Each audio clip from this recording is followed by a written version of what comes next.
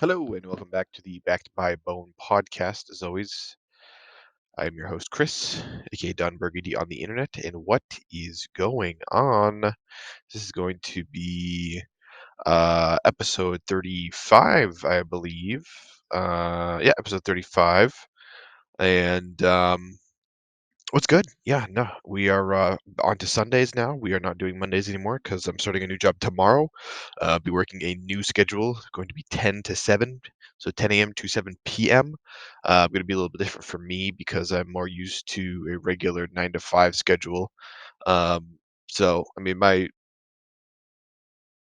wake up schedule is probably be relatively similar. I'll probably be waking up like, just about the same time because I want to go to the gym beforehand because there's no way I'm going to the gym at 7 p.m. Like that's not happening.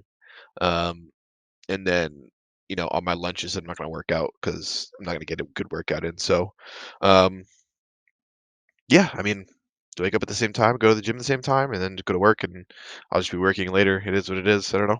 You'll see how it goes. But yeah, what is going on? It's Sunday, February 26th of 2023. Gonna be a little bit of a shorter one just because I'm kind of recording this late. I want to get some sleep, and I want to get back to gym in the morning. So I want to make sure I get everything ready to go for work tomorrow as well. So first, we're going to start off with the NHL really quickly. We're starting with the Bruins, of course. There's a couple games on right now. I'll check in on those in just a second. Um, Let's take a look. Bruins game. Bruins beat the Canucks 3-1, and actually it was pretty funny. I saw this clip when I woke up, but Linus Ullmark, the goalie, actually ended up getting a open net goal, so that's pretty funny. He got it in the last period, so they were already up 2-1, and then in the third period, I think like the last 5 minutes ago or something like that, they had an open net goal. So that's pretty funny. If you guys get a chance, go and take a look at that. But that was like his first goal as a goalie in the NHL, so good for him. They beat the Vancouver Canucks. Vancouver's not good, but the Bruins definitely need to bolster their wins with games like that. So good for them, especially road games like that. They're coming off a road game before that in Seattle as a tough place to play, and it's a hard travel because you're going all the way from the East Coast, basically as far East Coast as possible, all the way to as far West Coast as possible, and then you're going into Vancouver. Um, let's see, Bruins next is they're going to Edmonton Oilers tomorrow, 8:30 p.m. Eastern Standard Time, and then going to Calgary. Then they'll be back home March 2nd, play the Sabres. So they've got a pretty tough schedule here. I would not be surprised if they dropped this Oilers game. I don't see them dropping the Calgary game, but it could happen. Who knows? It's the end of a long road trip. We'll see what happens. Standings really quickly. Bruins still at top of the standings with 95 points. They are 45 wins, 8 losses, 5 overtime losses, and a 6-game win streak, which is definitely nice because I believe it was before the All-Star break. They were running a little bit of a slump. So it's good to see them, firing on all cylinders again. And then the new acquisitions that they got of Orlov and man, I can't remember this dude's name. Um, Orlov and let me look at this guy's name up. See if this will work. Dmitry Orlov and Garnet Hathaway. Yeah, so Garnet Hathaway is a right winger, and Dmitry Orlov's a defenseman. So hopefully that'll give us a little bit more depth on the roster. We'll see what happens here, but it definitely needs some depth in the defense. And I don't really know these guys too well. I think they're both coming from the Washington Capitals, and I don't really pay too much attention to them. So hopefully they'll be good, pieces to the team. I'm sure they will be. So. All right, so right after the Bruins is going to be Toronto Maple Leafs with 80 points. Then the Tampa Bay Lightning with 78. So obviously Bruins still far away in the top of the table. Metro Division, you've got Hurricanes, Devils, Rangers still top three. Um, Devils looking good, 2-game win streak. They're bouncing back.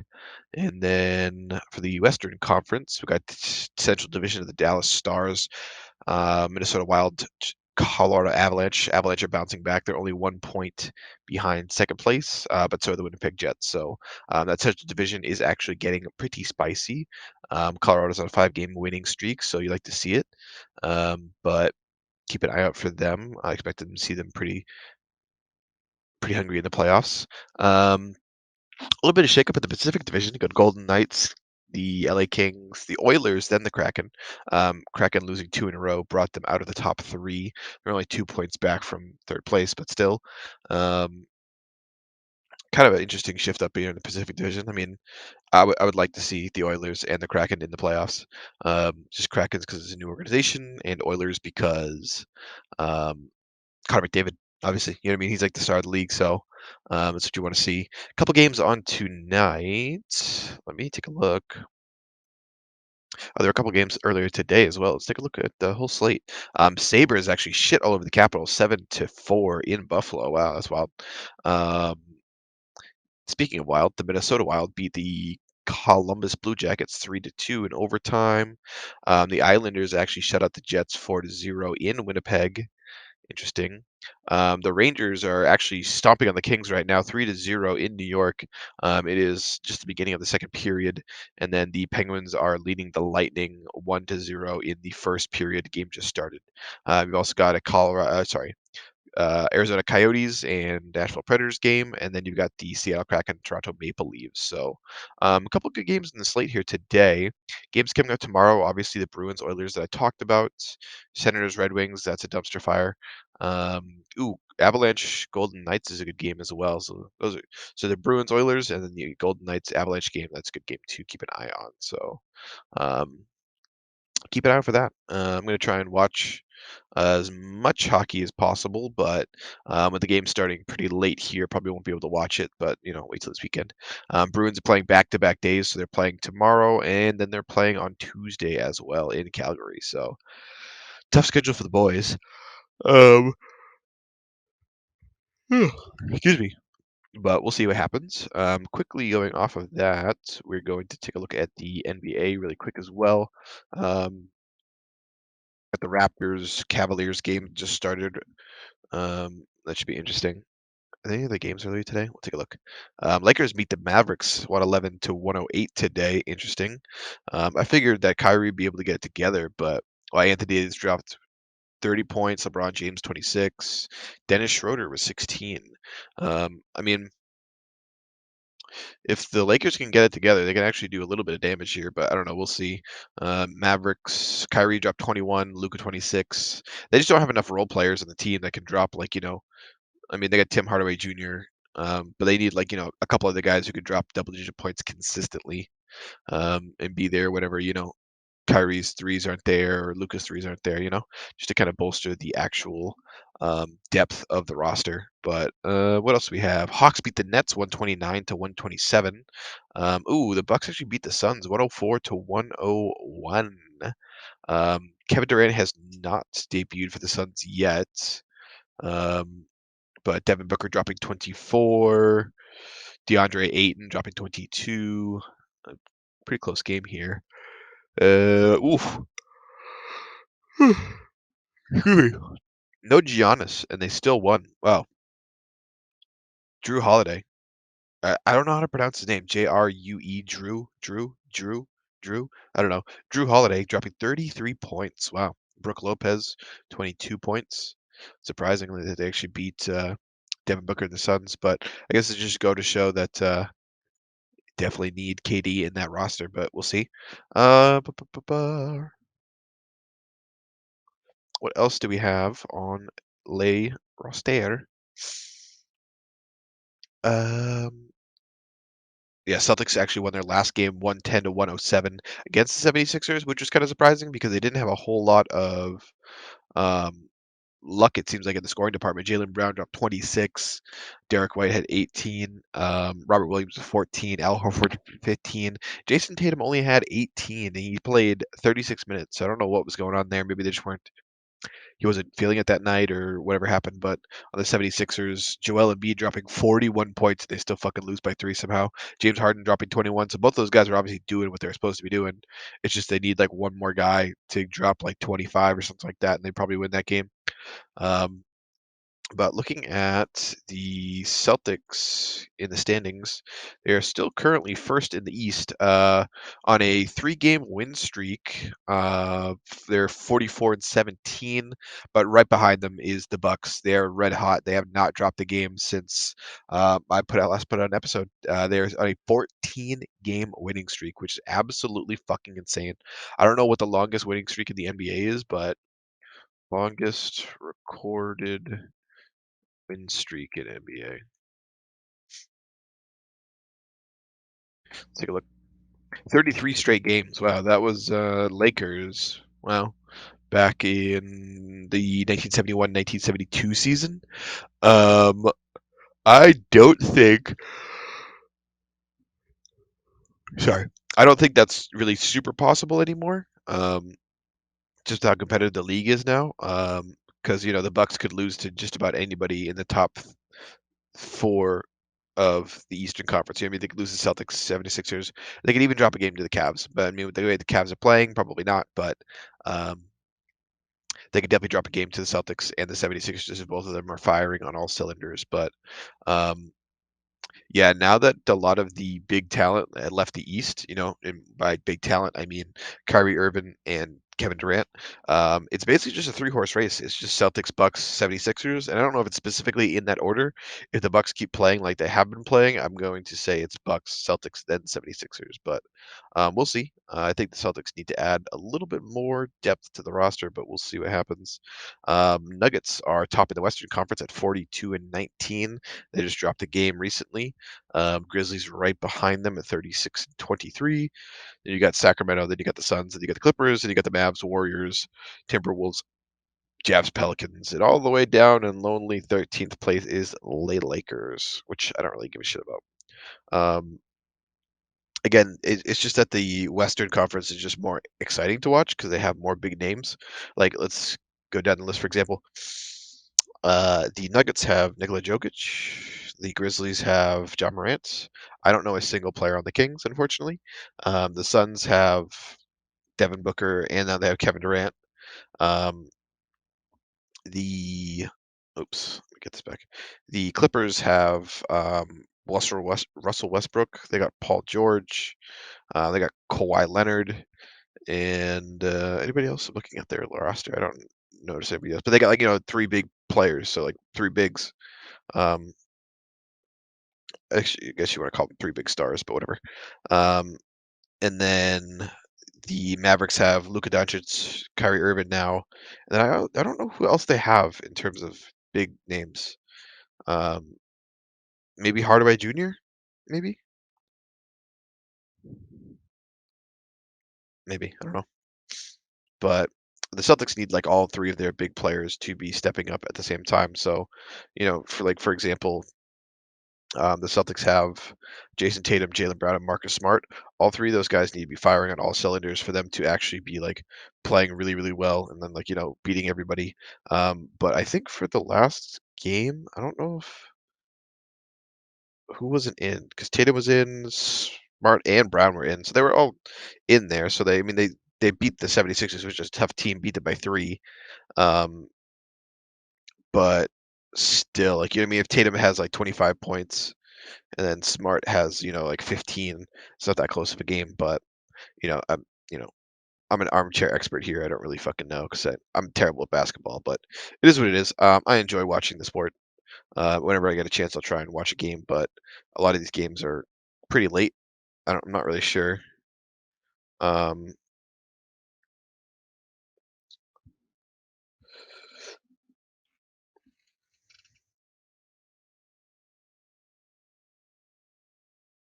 Give me a second here.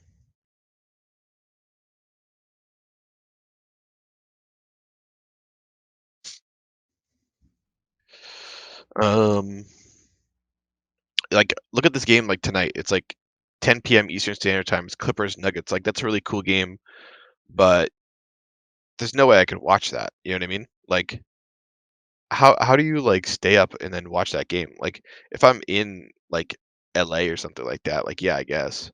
Um, Even if you're in Denver, like, the game starts at 8 o'clock. Like, come on, man. That's way too late. Um, Especially for a Sunday. Like, dude, you serious? But, it is what it is. But games coming up tomorrow, got Heat 76ers, that should be a good game. Celtics Knicks tomorrow at 7:30 PM Eastern Standard Time. Unfortunately, won't be able to watch that game, but it is what it is. I'll keep an eye out. Um, what else do we have?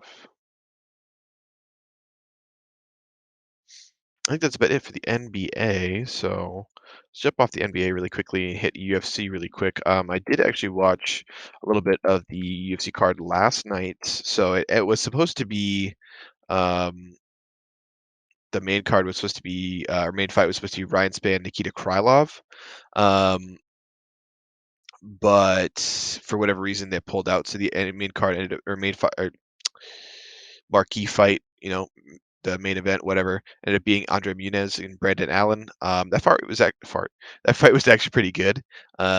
It wasn't like anything that's gonna blow my hair back, but Brandon Allen won by submission in the third round, basically towards the end of the fight. But it was a good fight. Other than that, other fight of the card, Augusto Sakai ended up beating Don'Tale Mayes by decision. I thought that fight was gonna be a whole lot more exciting, but just because it's two heavyweights, but um, it really wasn't that exciting, but it is what it is. Everything else on the card I didn't really pay attention to, so that's about it. But obviously, big UFC card coming up, 285. It's going to be March 4th. Unfortunately, the card starts at 10 p.m., which is pretty tough for me. But I think I'm going to try and stay up for this fight. So on the main card, there's one, two, three, four, five cards. Or sorry, five fights on the main card. So hopefully they go kind of quick, but we'll see. There's a whole lot of cool fights on here, some cool prelim fights on here as well. So I'll be going over that. So keep an eye out for that, guys. And then that's about it. And obviously, like that fight night with Piotr Jan Marab Davalishvili is going to be cool. That's going to be March 11th. So some cool stuff coming up here. So we'll keep an eye out for all that good stuff, and I'll be going over all that. So just wanted to mention that really quickly on the UFC. I also wanted to clock in and take a look at the Premier League really quickly as well.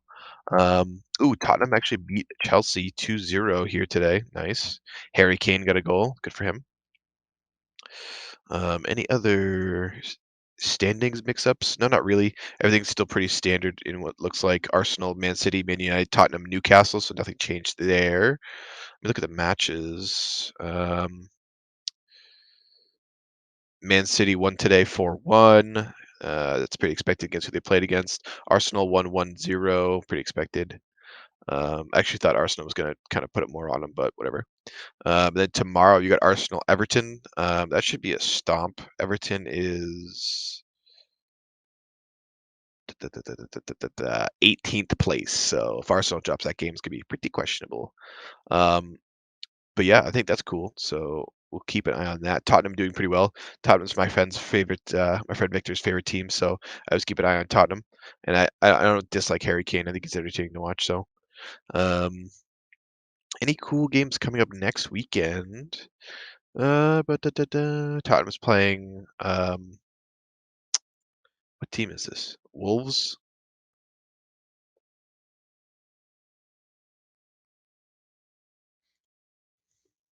Oh, Wolverhampton. I was like wondering why they didn't just give the whole name because it's long as fuck. So they're playing Wolverhampton, so that's interesting. I mean, that should be a good game. Liverpool, Man United should be a good game. So keep an eye out for some of that stuff, but I haven't been able to watch a whole lot, unfortunately. My sports viewing is going to be going down pretty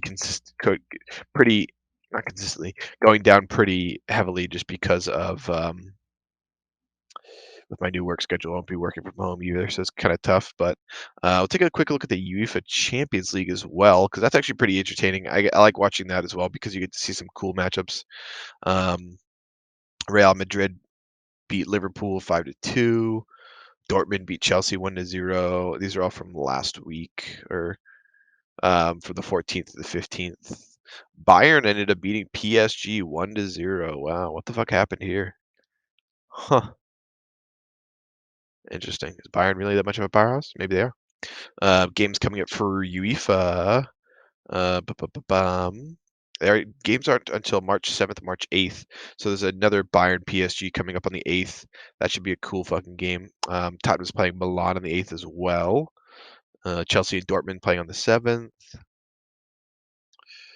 And Real Madrid and Liverpool are playing on the 15th as well. So I'm not really sure how the standings work in this. So we'll see how it goes. I'm just kind of waiting for like I don't know. I'm waiting for how this game, like this tournament thing, plays out because I have no idea. But I would like to see um, after this bracket stage stuff. So like obviously like seeing PSG play Man City would be cool, or watching Real Madrid play like Tottenham or something like that. Like I think that'd be pretty sweet. Or Real Madrid playing Bayern, that'd be a dope matchup. So just like cool stuff to look into on that one. And then after UEFA, let's go into the League of Legends realm really quickly. We'll go LPL pretty fastly. Couple cool games today. OMG 2-0'd IG today. I watched a little bit of that game. And then LNG 2-0'd Weibo Gaming. I didn't go watch any of that, so unfortunately I didn't get to see that. But I guess LNG's the truth. I mean, they're just proving it now that they're playing a bunch of hard teams. Um, we will see. They had to play like some real bangers. Last time I put out episode was on Monday, so I went over those games on the 21st. We had the Weibo IG 2-0, so Weibo ended up winning there. Definitely needed that win. Um, on Wednesday, LNG 2-1 BLG. That was actually a pretty good series. I got to watch a little bit of that. JDG ended up beating Funplex Phoenix 2-0. It's pretty obvious. Then they had the Thursday break. Friday, there was no good games. Saturday, you had the JDG Top Esports banger. JDG ended up beating Top Esports 2-0. Pretty surprising. It was actually closer than I thought it was going to be. Also, RNG got a 2-0 win over Thunder Talk Gaming. They definitely needed that win to get themselves back in the running. And then obviously today, the games I already went over. Any good games tomorrow? Not really. Tuesday, um, Top Esports is playing Team WE. I'm sure that's going to be Stomp. Wednesday, OMG is playing. Weibo's playing. They should both win their games. Thursday, JDG is playing WE. Oof, WE, poor bastards. Friday, no really good games. Let's look at the Saturday games.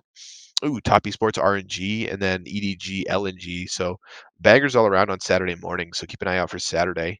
I'll try and see if I can watch some of those games. Sunday, JDG OMG might be interesting, but we'll keep an eye on that.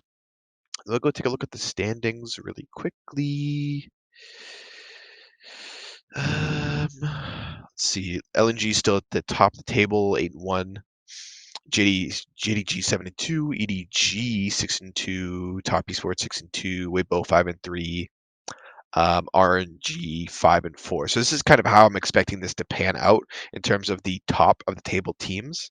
I'm expecting LNG to kind of fall off from that top spot and JDG to take it over, but LNG, JDG, EDG, Top Esports, Weibo, and RNG would probably be your top six. If anyone falls out of this, it'd probably be RNG, just based off of how many games they've dropped already. But I don't know, they're looking like they're really starting to ramp up, and I just not fully sold on LNG. I just don't think their bot lane is like world class next to some of these guys. Like in JDG, do they have Ruler and Missing, like two of the best players in their roles? EDG has Mako. Leaves like all right. I don't think he's amazing, but Mako's insane. Um, Top Esports had Jackie Love and Mark. Those guys are crazy. Weibo has Light and Crisp. Those guys are insane. And then RNG has Gala and Make. Like those are just like all those like how do you stack up against that? You just have to like win through every other like lane, I guess. Um, but you know, it is what it is. Let's go into LCK really quickly. Oops. Any good games here? I didn't see anything. Let's go back. Wednesday, Delmon Kia 1-2-0 against KT. Genji 1-2-0. T1 1-2-0. Hanlo Life 1-2-1. Friday, Delmon Kia 1-2-0. Genji 1-2-0. Saturday, T1 120, Sandbox 121. Today, Hanwha Life, there we go, 120, and DRX actually 121. So games coming up this week. So Kia and DRX, or sorry, Dalmon and DRX playing on Wednesday. That should be a good game. KT Gen G this Thursday might be a good game as well. So keep an eye on that. Um, Friday, no good games. Saturday's a nice banger. You got Hanwha Life and Dalmon, so that's a good game to watch. So keep an eye on that one. And then everything else kind of meh. So other than that, nothing super crazy. Let me take a look at the standings really quickly just to do a brief check-in on that. Um, Before I get into the LEC, because they just had their winter finals today, which was actually pretty good. I watched the majority of it.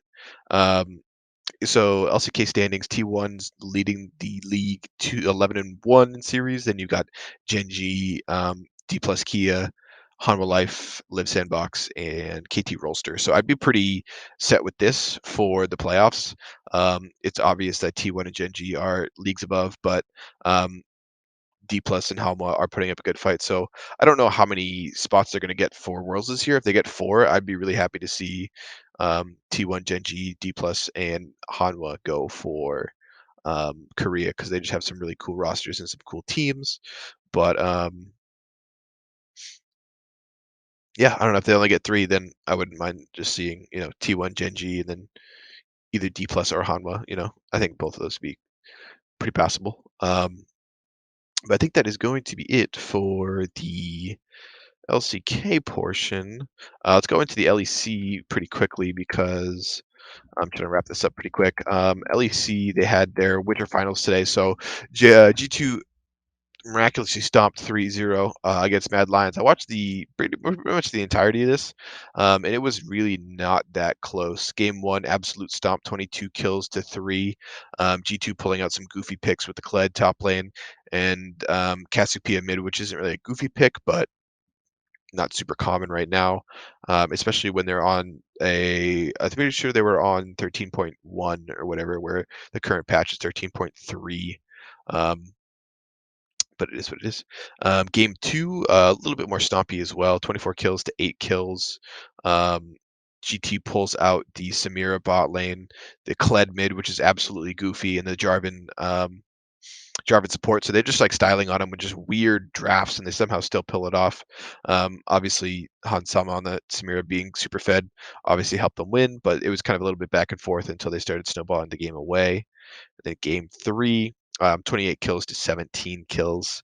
A little bit more of a standard draft here um, for G2. So they kind of like pulled it all together. So they just played like three pretty unique compositions and play styles in three different games, which is pretty nice. So like game one, they had what looks like uh more of like a 1-3-1 composition, where you have Kled in the top lane side laning, and then you have Cassiopeia in the mid lane side laning towards late to the game. Game two, this is more of like a heavy roam situation where you have um, mid support jungle kind of just like spamming every single lane, because mid lane playing the Kled, which is heavy roaming, the jungler playing Gragas, heavy roaming, and then obviously the support playing Jarvan, which is a heavy roaming champion. And then you have one strong side laner in the Jax, and then you obviously just have the Samira of that once she gets super fed, she can just do whatever she wants. So it was all about impacting the game early, and then often, as you could tell, with their support having 15 fucking assists. So you could tell that that's kind of what their composition was there for. So that's definitely a get this ball rolling early game style. And then game three, this was just more of like a standard composition with a late game 80 carry, um, strong top laner, a roaming mid lane, a ganking jungler, and a quality support. So you could just tell that they're ready to go, ready to play internationally, and they just qualified for Worlds off of this. So or sorry, Worlds. They just qualified for MSI off of this. So congratulations to them. If you guys get a chance, definitely watch that series. I thought the Mad Lions were going to play a little bit better, but it is what it is. I thought it was still entertaining. So I think that's going to be it for the LEC portion. And now on to the last portion of the League of Legends section, which is going to be the LCS, the North American region. Um, I watched a couple of these games, but I didn't watch a whole lot of them. Dignitas actually started getting they actually got their first win over EG with a 17-5 game win. I think they're going to start changing up the roster as well. I did see an article somewhere that they're always going to make some kind of roster changes or something like that. I think they changed out their mid laner, or not mid laner, sorry, changed out. Yeah, they changed out their ADC. So good for them. Any other cool games that came out on the 23rd? Um, Cloud9 ended up losing to Golden Guardians, which is kind of crazy. They kind of got stomped as well. I watched a little bit of that game. It did not look very good. FlyQuest actually ended up beating 100 Thieves, which is kind of expected, but 18 kills to 12 kills is pretty tough. A little bit closer game there. Nothing super crazy in terms of team comps. Then on Friday, FlyQuest beat Dignitas. 100 Thieves actually beats Team Liquid here. I think I watched this game and it was actually pretty back and forth. 14 kills to 11 kills. Nothing super crazy in terms of team compositions here. I think Team Liquid might have just thrown. Golden Guardians beat EG, 16 kills to 7 kills. Pretty tough for them. CLG beat Immortals, and Cloud9 beat TSM as expected. Cloud9 definitely needed to bounce back. I watched that game, and Blabber pulled out the Rengar, and it looked kind of good at first, and then towards the end of the game, it didn't look so good. So I wouldn't say that they were throwing, but they were definitely just not as confident. Games coming up this Thursday on the 2nd. FlyQuest is playing CLG. Ooh, you got Cloud9 100 Thieves, which would be a good game. Team Liquid Golden Guardians can be a good game. TSM EG, they definitely both need a win there. Friday, March 3rd. Um, FlyQuest Golden Guardians should be good. TSM Team Liquid will be good. Some cool matchups there, so keep an eye out for that. And then taking a look really briefly at the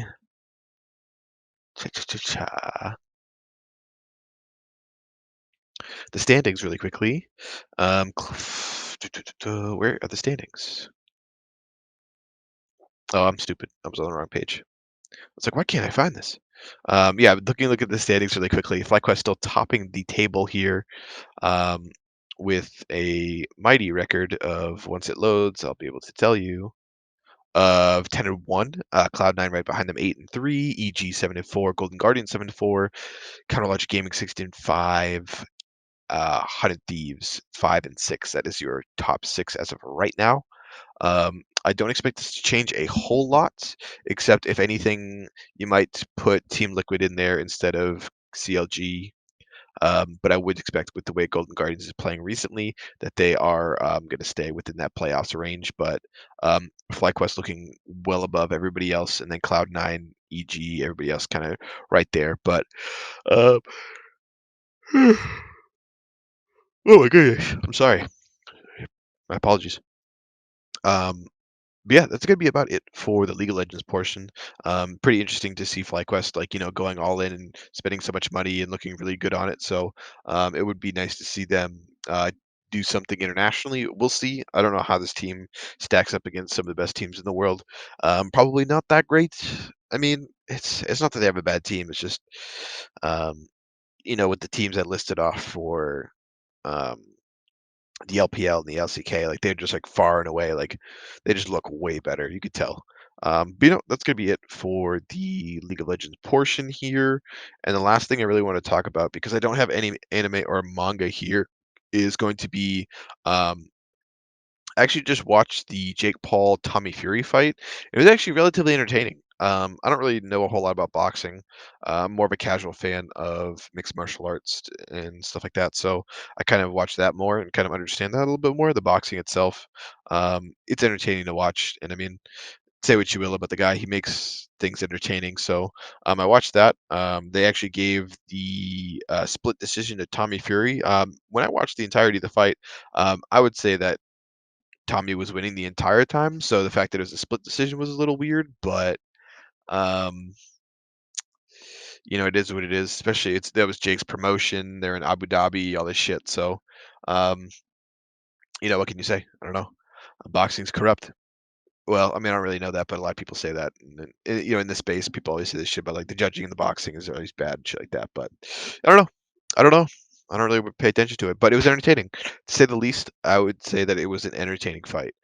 Jake did not look as good as his other fights. I ended up watching like I have watched, or I should say, I have watched all of his other fights. Um, I watched except for the one against Anderson Silva, which is his most recent one, unfortunately. I guess he looked really good in that, but I didn't watch that. So I watched all of them except for that one because I watched him fight Tyron Woodley twice.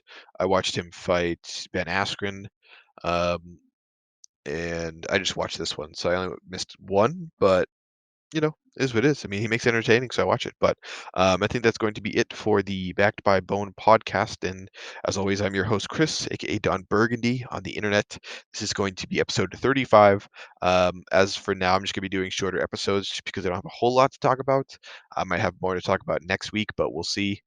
This one, I kind of want to put something out, and it's pretty close to when I have to go to sleep. So I just kind of want to bang this one out really quickly. But yeah,